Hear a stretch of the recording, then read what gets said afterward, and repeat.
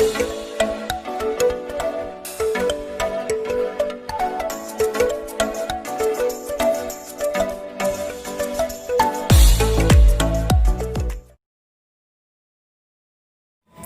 sini saya akan mempresentasikan makalah yang pertama, yaitu tentang perubahan agama dan sosial.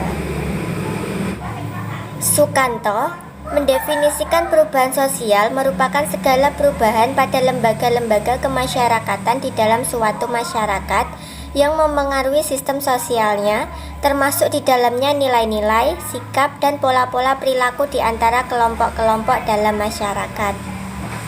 Perubahan-perubahan itu terjadi juga tidak lepas dari adanya faktor-faktor yang mempengaruhinya, di antaranya bertambah atau berkurangnya penduduk, penemuan-penemuan baru, pertentangan atau konflik dalam masyarakat, dan terjadinya pemberontakan atau revolusi.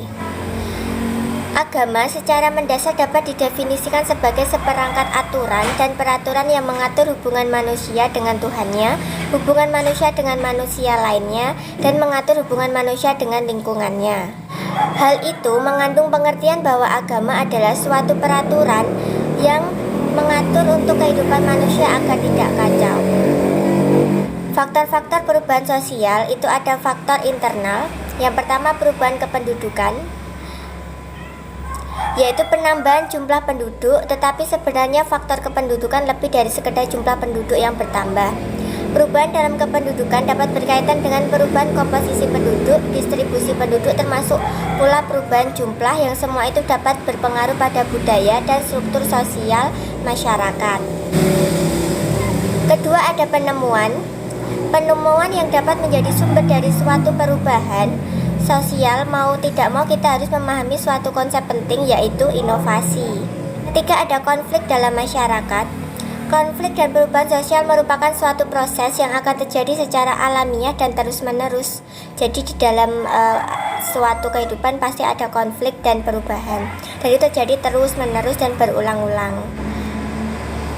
Munasabah ayatnya yaitu pada Quran Surat Al-Ahzab ayat 62 dan sejumlah ayat lain.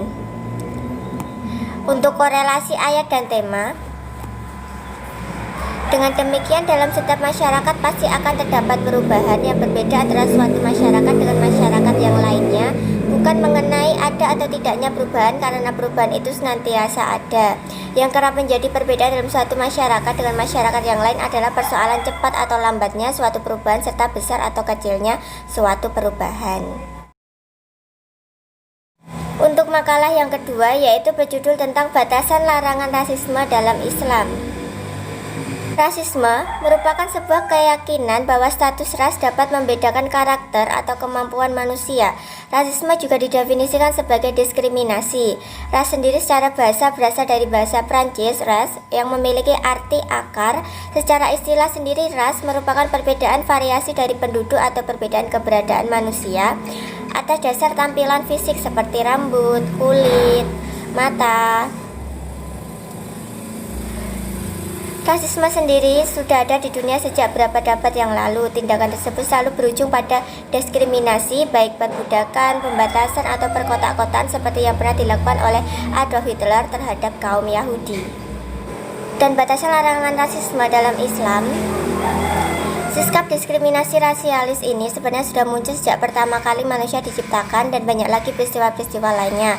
Seiring pada masa awal kemunculan Islam pun sering terjadi rasisme atau diskriminasi. Di dalam Al-Quran tidak ada ayat yang spesifik menjelaskan tentang rasisme, tetapi ada salah satu ayat yang mungkin dirasa dapat mewakili maksud makna dari rasisme ditinjau berdasarkan asbabun nuzul salah satu ayat dalam Al-Quran, yaitu surat Al-Hujurat ayat 13.